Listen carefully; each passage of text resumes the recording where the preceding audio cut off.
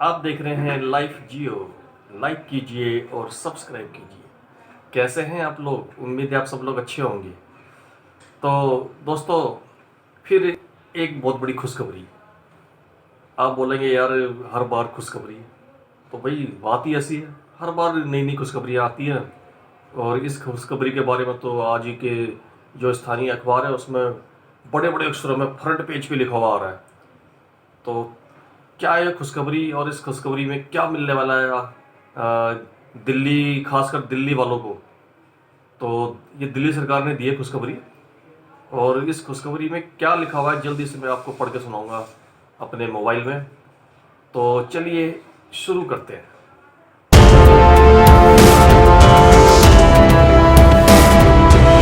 तो ये है जी, 5 साल में 20 लाख नई नौकरियां दी जाएगी। है ना बहुत बड़ी खुशखबरी। 5 साल में 20 लाख नई नौकरियों का टारगेट रखा है इस बजट के अंदर। जो दिल्ली का जो बजट पेश करा, 8वां बजट, इसमें लिखा हुआ है आम आदमी पार्टी सरकार ने अपने 8वें बजट को रोजगार बजट का नाम दिया है। उप मुख्यमंत्री और वित्त मंत्री मनीष सिसोदिया ने 2022-2023 के बजट में अगले 5 साल में 20 लाख नई नौकरियां देने का लक्ष्य रखा है। दिल्ली के खुदरा और थोक कारोबार की पहुंच देश विदेश में पहुंचाने के मकसद के साथ कई बड़ी घोषणाएं की गई।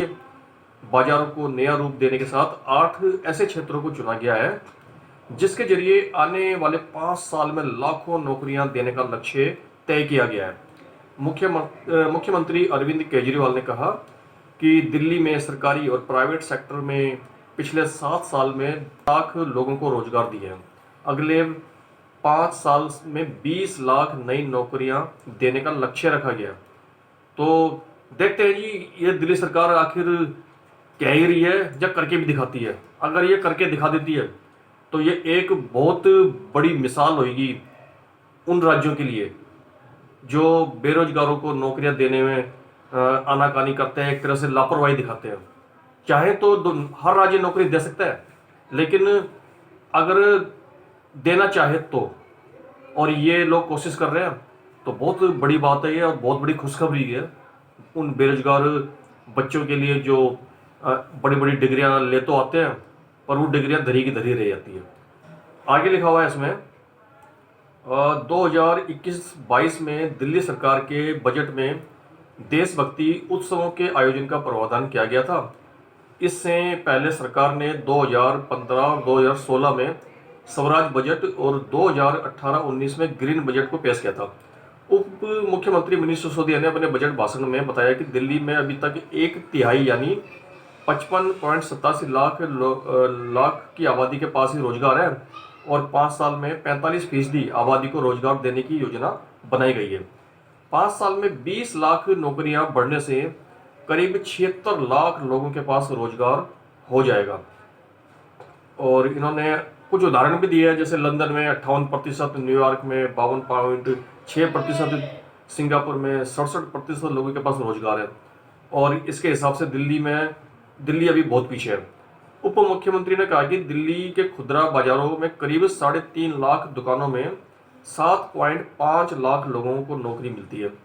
इन बाजारों की क्षमता को बढ़ाकर लाखों नौकरियां पैदा की जा सकती हैं।